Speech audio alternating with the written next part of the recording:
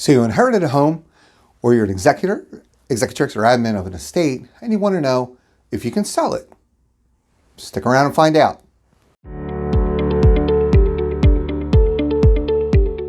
So when you sell an inherited house, there are quite a few things you need to know. I want to give you the top 5 do's and don'ts when it comes to selling an inherited house.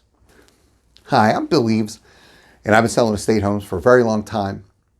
The first question I often get is, are you still responsible for mortgage payments and taxes, insurance, things like that? So to answer your question, yes. The mortgage and the taxes still have to be paid on an inherited property while you're going through probate and all that kind of stuff. So do try to pay that if you can. Don't ignore it. If there's a problem and there's not enough money in the estate to cover that while you're buying it or selling it, then you need to at least reach out to the mortgage company, reach out to the tax people, let them know what's going on. 9 times out of 10, 99 times out of 100, they'll work with you, but don't ignore it. Second thing is inheritance tax. You can file the inheritance tax right away based on what you think the property's worth. You will need a letter, usually from a realtor. I do them all the time. It's a letter, it's written a specific way to send to the tax people so they know that you are paying a fair amount on the house, or the other beneficiaries are paying a fair amount. I have other videos on tax rates for inheritance tax, so you can see those below. But the point is, with inheritance tax, it all falls on the beneficiary to pay for themselves, but it falls on the executor, executrix, or administrator to make sure they're properly filed. Repairs. Are you responsible for repairs that come up when you're selling an inherited house? The answer to this is, it depends. If you're under agreement, the buyer has the right to inspect the house in the condition they found it in to be given to them at settlement. So if it was sold with a working heater, it needs to be delivered with a working heater unless you make other arrangements. Everything's negotiable, so don't be afraid to ask. Number 4, I know you want to save money, but don't cut the power off. Keep paying the electric, keep paying the water, keep paying the gas, oil, whatever's necessary to keep the property going while you're showing it, because you will get more showing a house that actually works.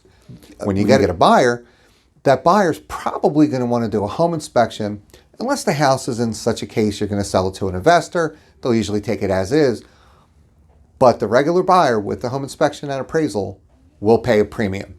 So keep up with everything with the gas, electric, heat, water, so they can see everything is functioning properly. They'll get a better offer.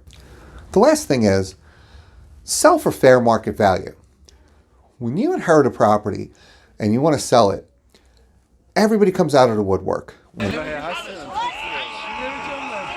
a probate is filed or death notices, there's people who make a fortune training people how to seek out and find people who own houses that passed away and get in touch with their executors.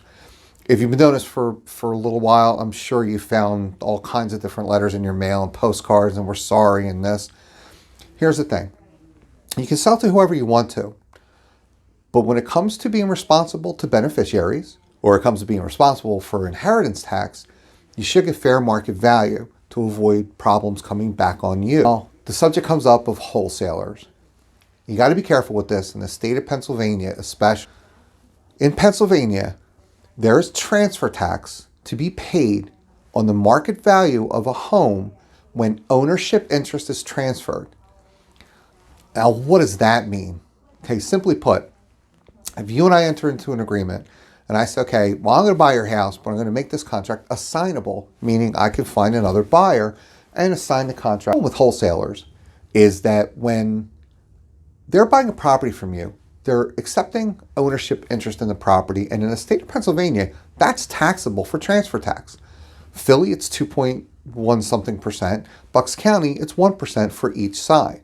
So if you sell the house to a wholesaler for $100,000 and they sell it to a buyer for $200,000 and they don't pay the transfer taxes on that, that could come back on you. If you like this video, you'll find some other videos of mine very useful when it comes to information about estates and selling in general.